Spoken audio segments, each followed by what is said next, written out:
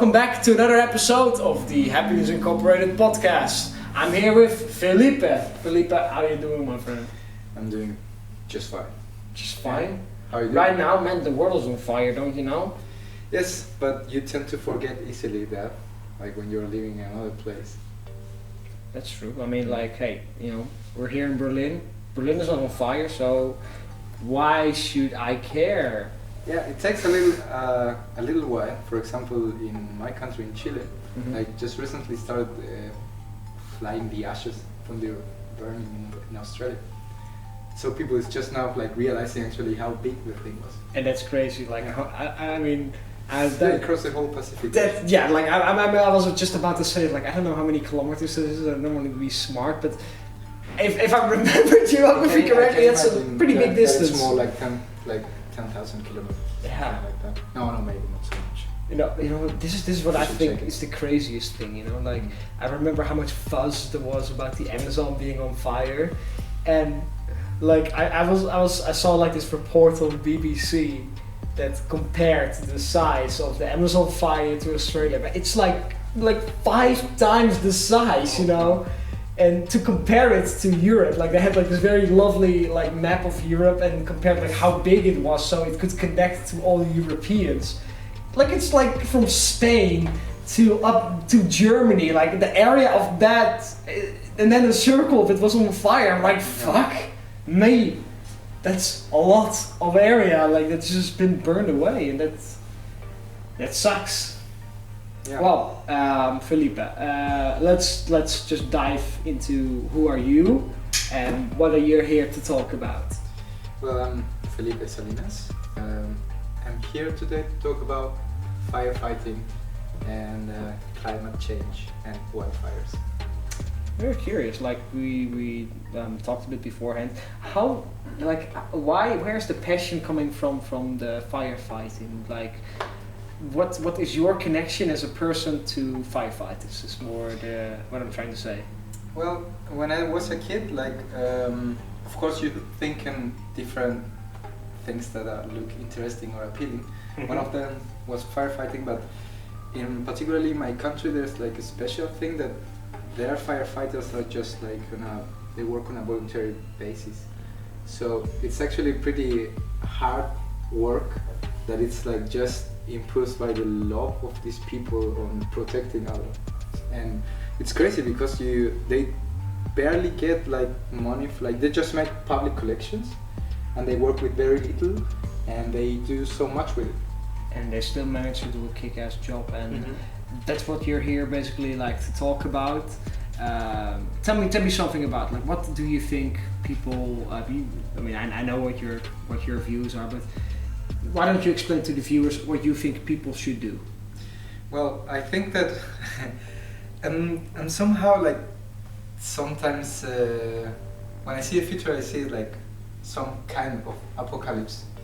Of course, climate change is not something that just happens in a moment. It's something that it's like going, and that's the most complicated part of it. It goes so slowly that our minds are not able to deal with this pressure because we tend to forget it so easily.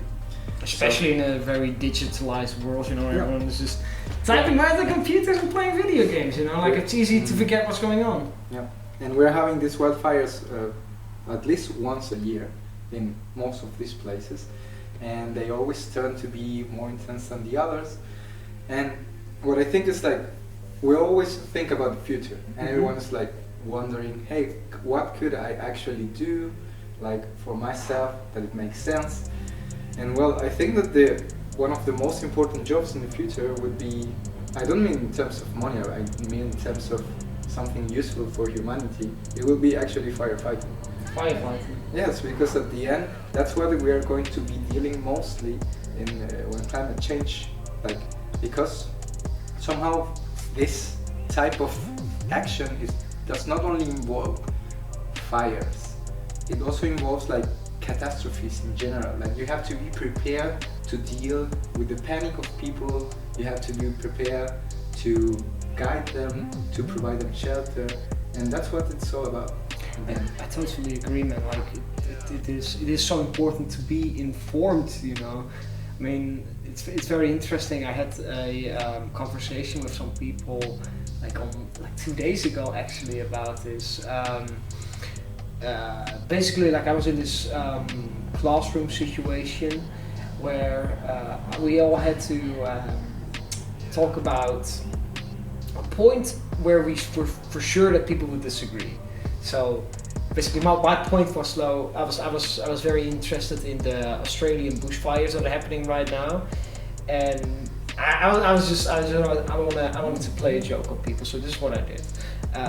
My point that people would disagree with was to save the forest from being set on fire in Australia, we need to set the forest on fire.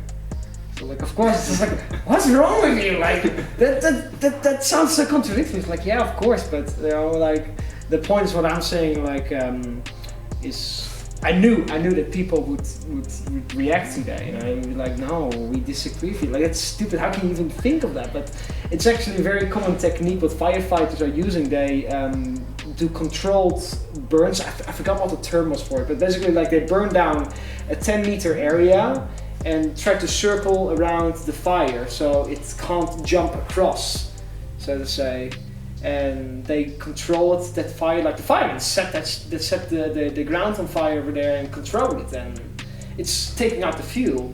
And I was why this is relevant. I needed to find some arguments for that and have some sources, and I got to the Californian Fire Department, and they are also promoting this idea that everyone should learn how to prevent these forest fires, because you know, like, those forest fires, they don't happen out of the blue. Like, there needs to be a reason. People, like, you know, throw away cigarettes. You know, like, we need to be aware of the consequences. About, you know, the earth is getting hotter. You know, like, first of all, we need to do something about it, and secondly, we just need to make sure that it doesn't burn. And that's also like what you're promoting a bit, right? Like your views was everyone should become a firefighter, or at least be informed about it. Definitely, at least it shouldn't be something that we think about once a year when we watch the smoke coming over. It's something that we're going to have to deal permanently. And of course, there are other issues that come from climate change that we should be fighting also. Mm-hmm. Maybe a good example is like in my country, like earthquakes are really common. Yeah. And they're ones of the strongest that you can find on Earth. So what's interesting somehow, and also sad because of the outcomes, is that when a major earthquake takes too long to happen, there's a generation that doesn't actually lived an earthquake before, and they don't really understand the danger that it's behind. So, for example, it happens that people start building in places where they shouldn't build. They start building with materials that they shouldn't be used. And at the same time, for example, it happens that when the earth moves finally and they are around sea level, they don't realize that they have to run to the hills. Oh yeah. So that kind of like we can't allow ourselves in these times like this massive and collective just to forget about everything. Like, it's something that we have to remind ourselves that it's going to happen, it's going to keep happening, and we have to find a way in which we can cope with it. Yeah, I completely understand. Like, for me, I come from the Netherlands, you know, like, I don't know if most people know this, but the Netherlands is below sea level, you know, like, for us there is no running to the hills. like, you know what happens if the dikes flood in the Netherlands, you know, half of the Netherlands will be gone. Yeah. It's like, people, come on, like, it's not that hard, just inform yourself. And donate, like, come on, like, right now, like, people in Australia, we will put some links as well on this video where you can donate. Like, we need to, like, make some action, like, be informed,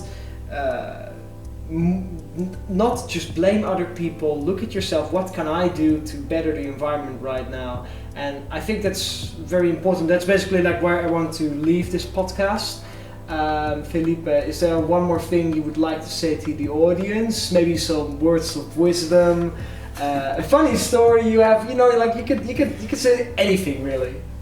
I don't think that I'm entitled to give any kind of word of wisdom, but I think that your last point, it's something that actually matters. Like, it doesn't matter which cause, but like, commit yourself to something at the end. Like, it can be anything at the end. It starts, I don't know, by being a vegetarian or trying to use less your car, but all those actions have it's like a domino. They start actually impacting the people that surround you, and that they love you when they see that you are changing and that you are taking action towards certain things. They actually think that that matters. And that doesn't happen when they see news, because when we are watching television or like scrolling on an internet website, it's like, it doesn't relate to us. Like, of course you can put me a picture of people suffering, and I'm like, okay, but they are suffering all around the world, why should I actually like commit myself to this? But if a friend of you calls you and says to you like, hey, I had like a horrible week, because I actually was in Australia, and when he starts telling you, or she, whatever she or he lived there, you will realize how big this was, and you'll find yourself in another position to make some kind of contribution. Absolutely. All right, man. Everyone, tune in next week for another episode of the Happiness Incorporated podcast. My bad. Felipe, it was lovely talking to you, and bye-bye, everyone. You need some water, love, bro. No. All right.